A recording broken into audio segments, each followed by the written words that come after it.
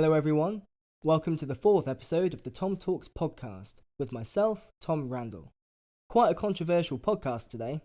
In this episode, I talk with Ali Seven about special obligations. The basic issue we approach is a dilemma we all experience in our everyday moral lives. It is said all humans ought to be treated with equal moral consideration. Say, we all have equal human rights. But we do not live our lives this way. We care much more about some people over others, and often feel justified for providing more resources to our loved ones, friends and fellow citizens over strangers and non-nationals. This justification is usually because our special relationships generate meaning and a source of identity in our lives. If we were to act impartially all the time, we would have to treat our friends and loved ones just as another human. It would almost be akin to being a cold, calculating robot. In other words, you wouldn't really be human.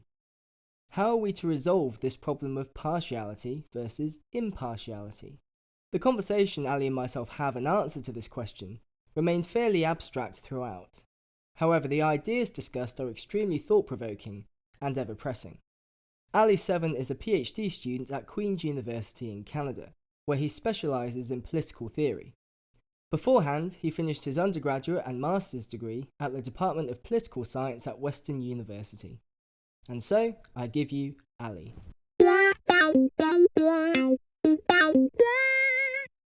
So, with me is Ali Seven. Ali, welcome to the podcast.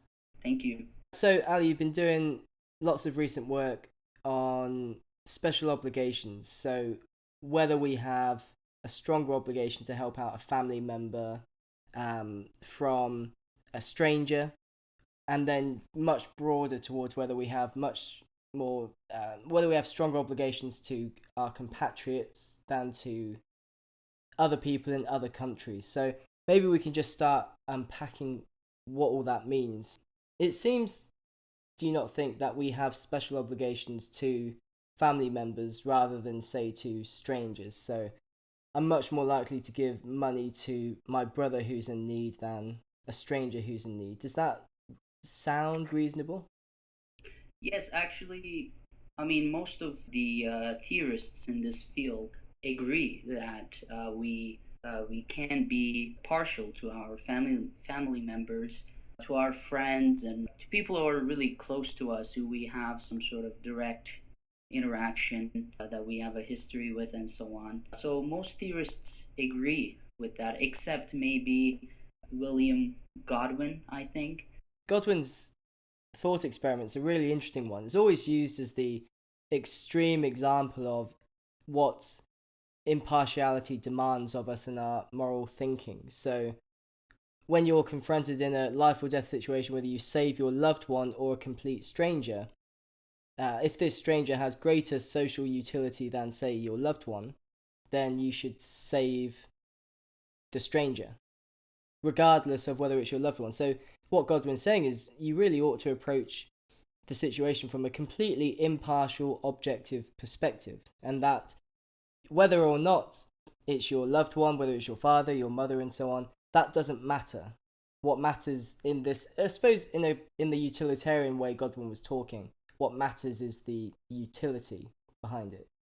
Constructing our world the way Godwin does, I think, is really, really making our life outside of those emotions. But those emotions play a huge role in our lives. So he's saying, no, I will just look at the consequence of this. But most people do not think like that. We are not calculators in Godwin's sense. So yeah, I'm not taking an extreme view like that at all. It's pretty well grounded in some sort of theories, but I still think that we need to account for the emotions of people. If it seems fairly obvious that when you're confronted in that situation that you should save your loved one, what arguments can we give for why that is justified? So here we have to argue against Godwin. Why is it that we are justified in saving our loved one rather than a stranger? As a utilitarian, let's say, obviously William Godwin has a really good point, right? If everything is about utility, then it's kind of hard to argue against Godwin. But the argument that we can say against Godwin here is to take another ethical theory as our basis of thinking, which is the ethical particularist position, where the duties actually derive from the relationships that we are in. I specifically focus on David Miller's ethical particularism, which is the argument that relations between persons are part of the basic subject matter of ethics, and fundamental principles may be attached directly to these relations. So I don't need to further justify, according to ethical particularism, that I owe more to my mother than other people. I don't need to do more justificatory work, because ethical particularism takes the attachments and relationships we have as the basic subject matter of ethics. So they're arguing we don't need to give more justification. It's just the case that I owe my mother more because I love her, because she raised me, and so on. Obviously, there is some history involved in that argument. We're saying that the reason I owe to my mother, it's because she brought me into this world. She raised me as a healthy human being, and so on, so I owe more to her. Then you could say, oh, what about the people who have really bad mothers, who left them on the streets and so on? Well, that's another consideration, right?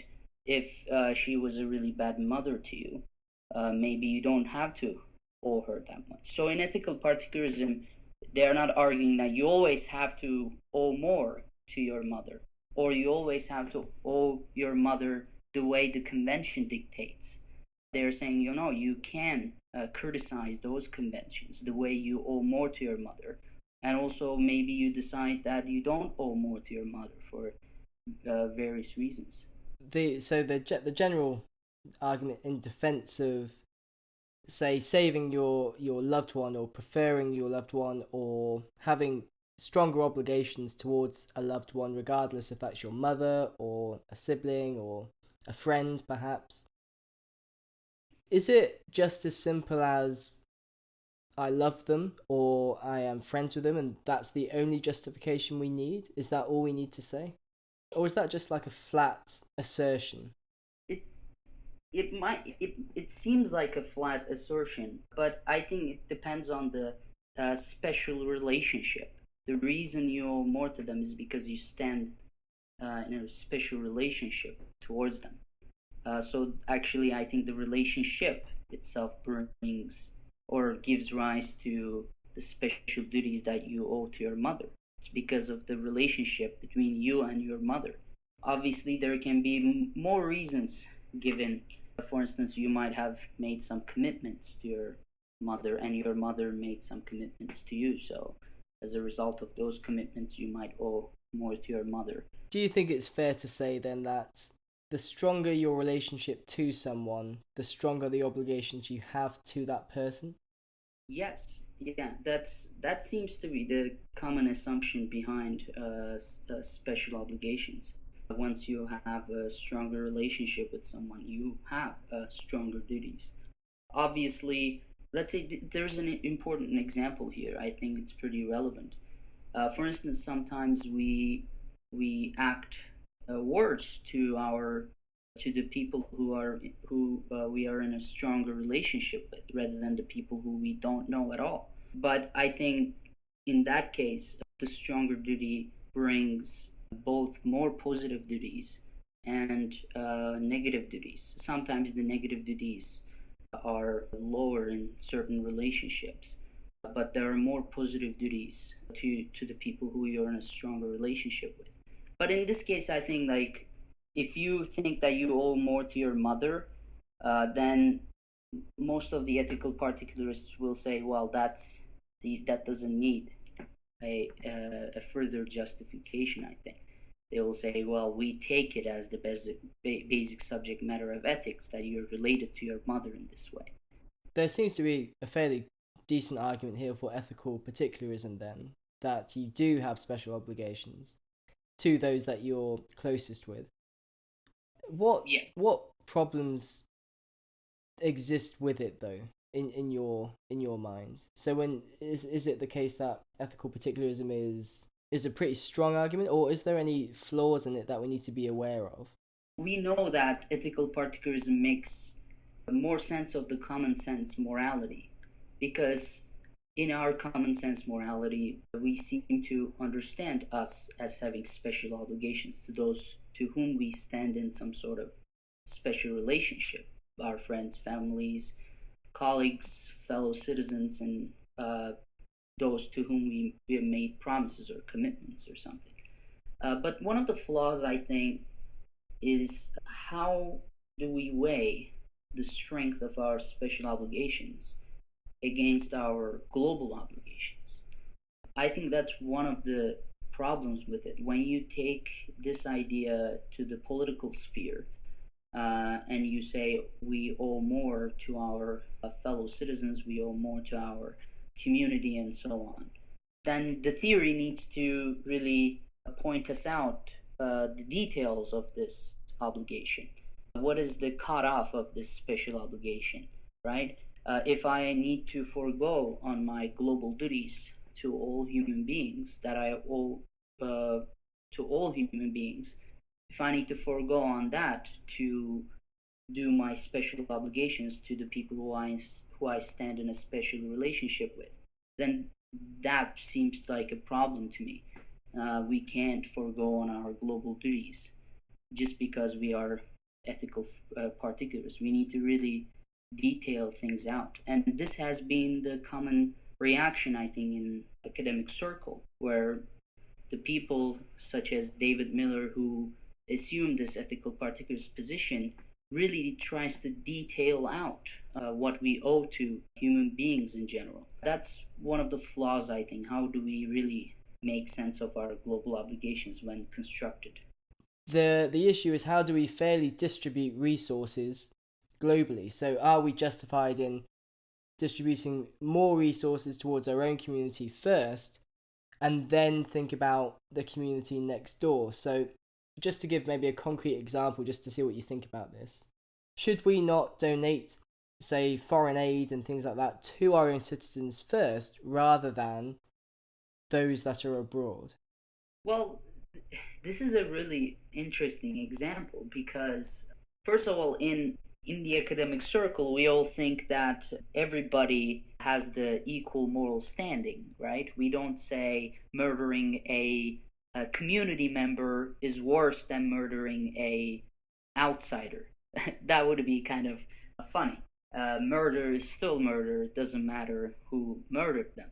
And we start from this general thing, and then we slide into not accepting, let's say, these people who are fleeing a persecution in their own country. Well, again, I think the problem is with special obligations grounded in ethical particularism is that they always talk about the intrinsic nature of the relationship and the parties who we owe to, who we owe more, the psychological facts about human beings, and so on. But then when you expand the scope, we think that intrinsic nature of the relationship is not clear, right? We can all say that you and your mother have some sort of intrinsic, there's an intrinsic nature to the relationship between you and your mother. But when you say you are in a relationship that has some intrinsic nature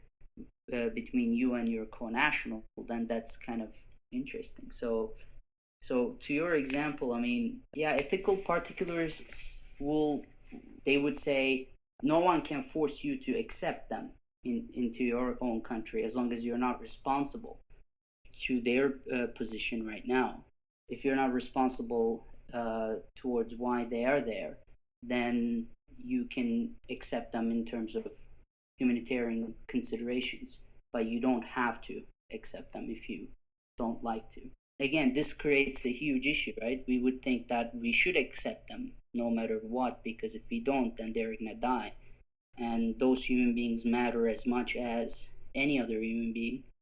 But then in practice, it doesn't seem to be the case that we think everybody has equal moral standing when you bring examples like this. So the opposite then to ethical particularism then is something like Cosmopolitanism, where it says that all humans are equal and all are deserving of equal moral consideration.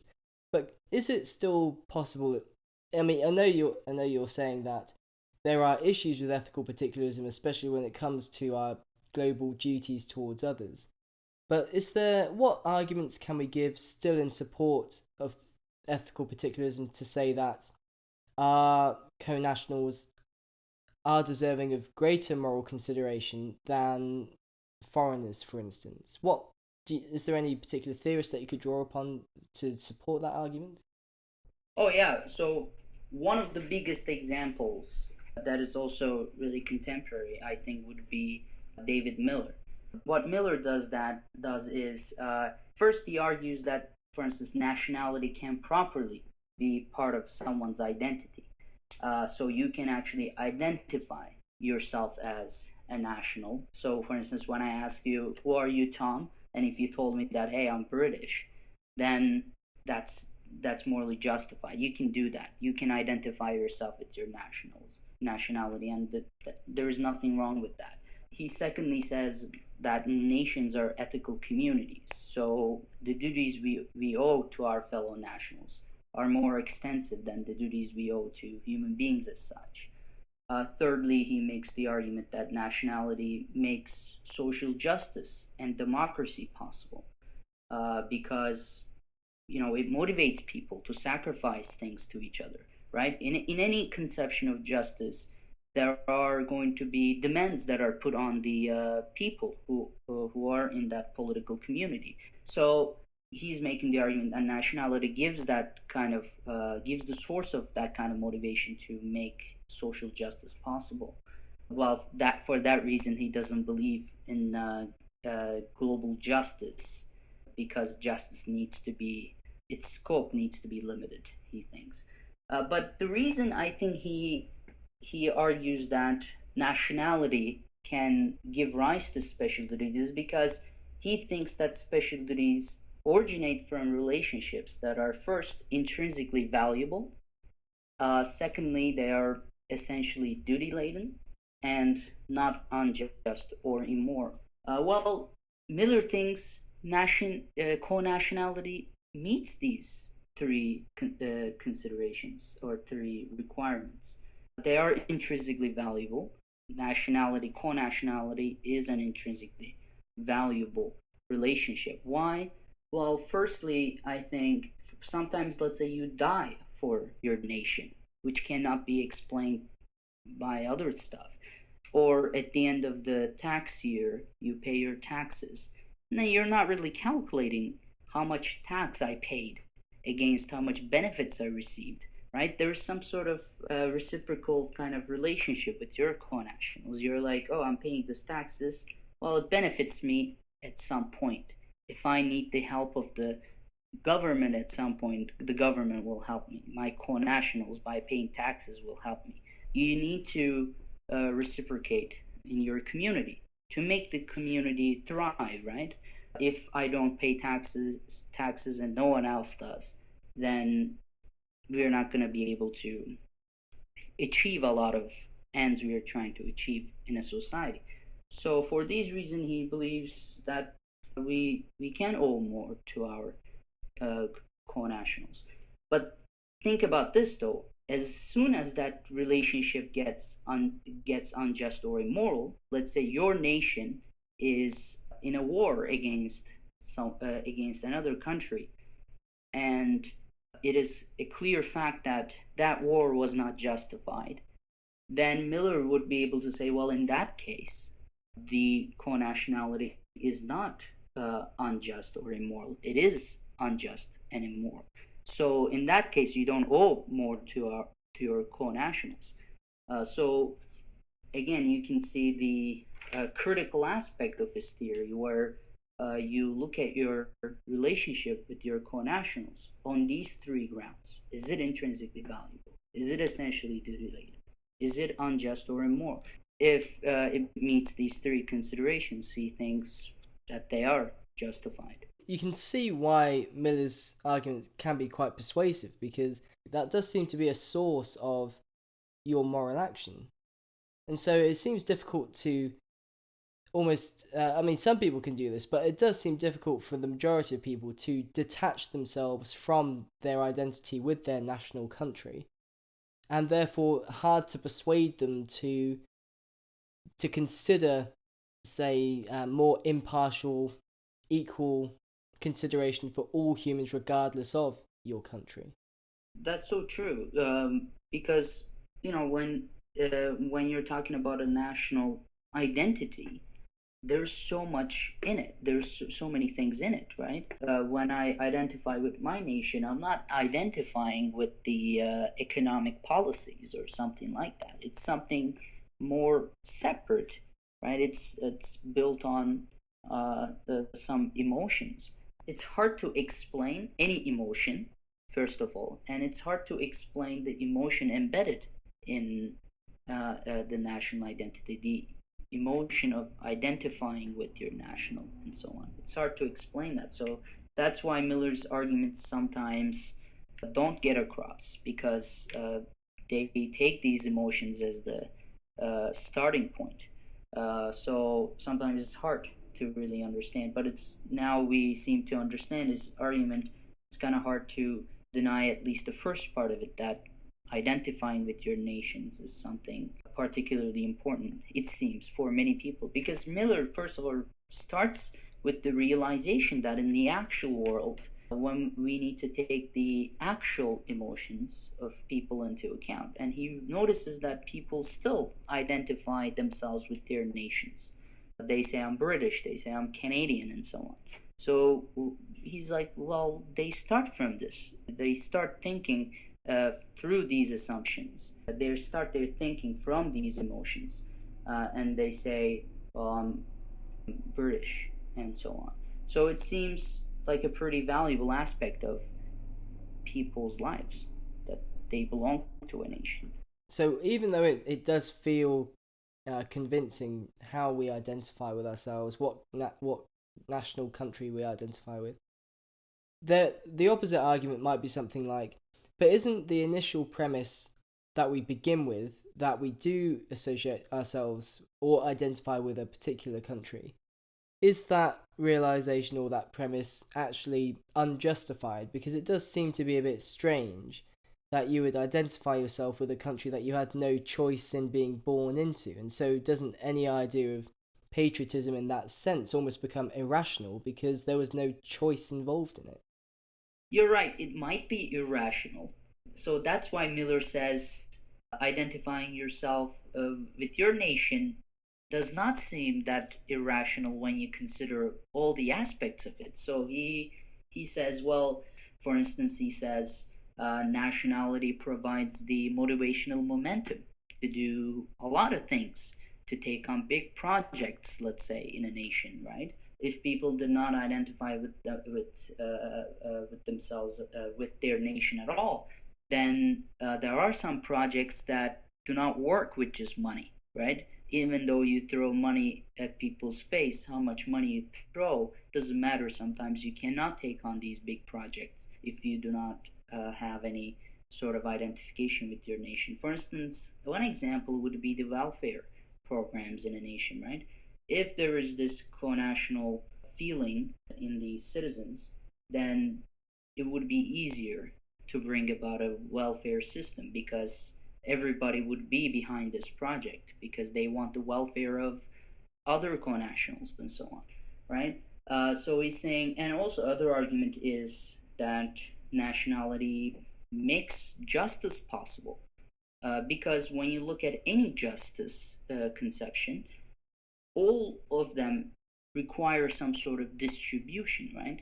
I mean, when you look at Rawlsian conception, obviously there needs to be some distribution involved in it to make to benefit the worst off in our society.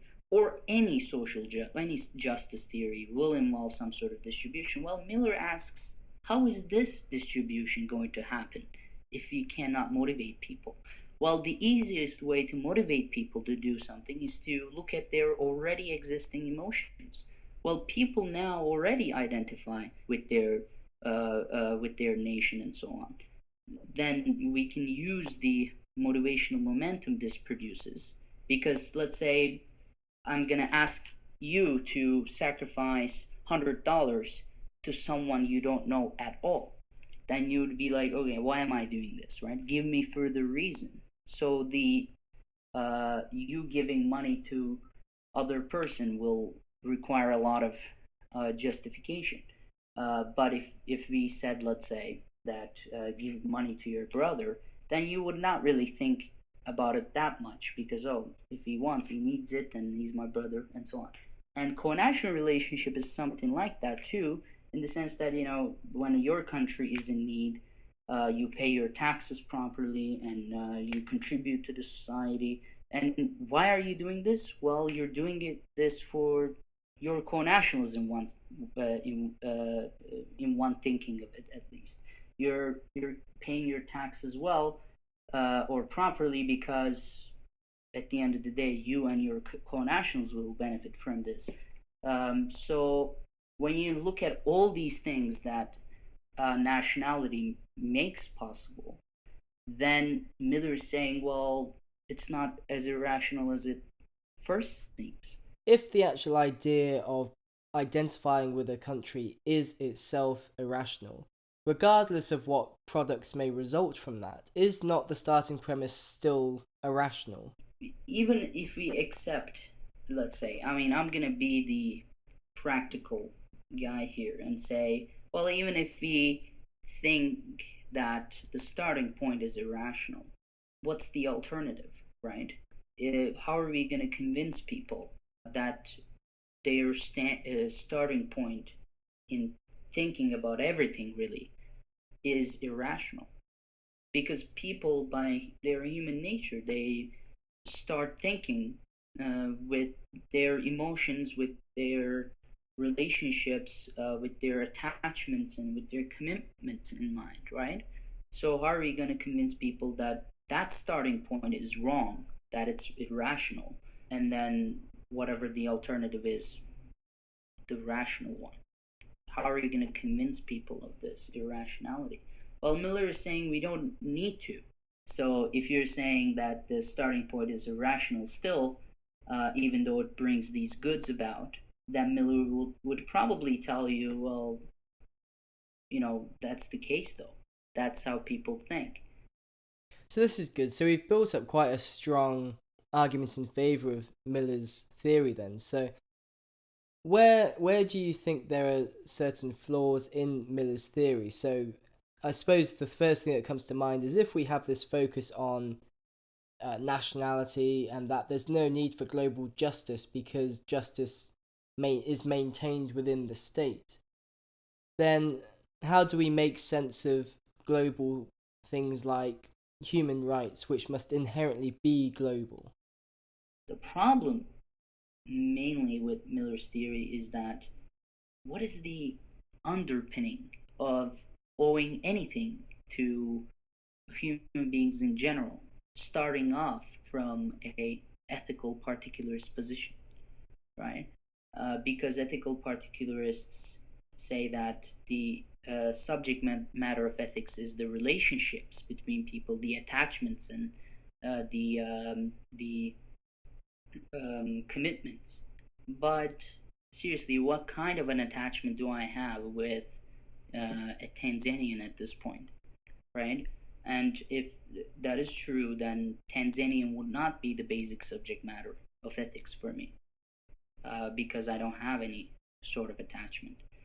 Well, if we look at Miller's human rights theory, he grounds human rights in human need, which is a universal phenomenon, because every human being has human needs, right? So he says that human rights should be based on human need, because the other human rights theories either are really partisan, or they just overshoot a lot. They bring so many things onto the table that we need to protect, which is not feasible.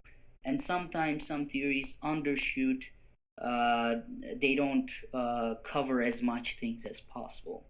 And yeah, so at the end of the day, Miller says, well, I came up with one. If we ground human rights in human need, which are psychological needs, obviously, physiological needs of people, but he thinks that human needs is something universal. It's acceptable to everyone, right? But essentially, I think the flaw in this, the most concise way to put it is, uh, how is human need a relation or an attachment with other people? If we start from the ethical particularist position, how am I related to human beings as a whole? If we ground it in human needs, because human need is something intrinsic about human beings. I'm not related to them, I'm one of them. I am a human being too. If I'm related to others just because we are all Homo sapiens, let's make a category that we are all Homo sapiens, then the question becomes, well, the relationship that Miller talks about for the rest of his career is more concrete than just belonging to the group called Homo sapiens. Consider this argument maybe against that. That where you say, if we just focus on human needs, how can we make that about relations or our relational self? Well, surely no human need can be accounted for unless you are in a relation with at least one other person to help you with that need. So if you have a particular need that can't be settled purely by yourself, then at that point you do rely upon other people. Problem then is, why are we cutting most duties at the national border if that's the case? So that argument's not then necessarily about in favor for nationality, but maybe it might be, because who this goes back to almost a practical point of who is in the best position to provide that need for you. I mean, if you're able to set up national boundaries and say within this boundary we will care for our needs first and foremost because we're better off doing it. Same with Martha Nussbaum's point that a mother has particular obligations because they are the ones that are best suited perhaps to care for a child, or maybe the father is, or maybe some other loved one is. So it could again point to that idea that within a particular boundary, that is where the best care for human needs happens, and it happens because of the relationships that you have with other people. The reason you gave to cover the nationality there about, oh, it's more efficient if we did it that way, right? Robert Goodin makes a similar argument. He says nationality is important because nation states are best available tool to distribute duties. So he conceives of compatriot duties as a discharging of global duties. We have these global duties, and compatriot partiality derives from those global duties, and nation states are the best tools to distribute those general duties to the compatriots and so on. But if it were true that nation states were the best available tool in the sense that they're efficient, obviously that's not the case in the normal world. Goodin's argument fails. Goodin requires some sort of assistance or redistribution scheme in play to make nation states efficient. Well, Miller would respond to Goodin and say, well, to make a redistribution possible, you need nationality, or you need some sort of attachment between people, you need some sort of relationship, because relationships motivate people to do a lot of things. So you cannot redistribute without grounding it on some sort of relationships people have with one another, because they are motivated by that. But once we move to global duties, Miller cannot, I think, do it with ethical particularism, at least his own conception of ethical particularism, which we have been talking about. So what my suggestion is, I mean, Miller could easily accept that global duties should be best justified by universalism, whereas national duties are best justified by particularism, well, then it's not a consistent position, right? If I'm a particularist inside the borders and I'm a universalist outside the borders, then obviously there are going to be points where these two will conflict. Well, Ali, this has been a great conversation. Best of luck to you in your PhD, and I hope you come back on the podcast soon. Thank you.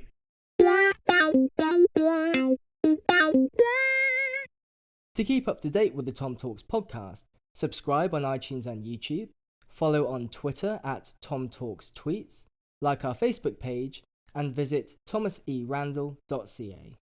Thank you to Ali for joining me for this podcast, and thanks to you, the listener, for your support.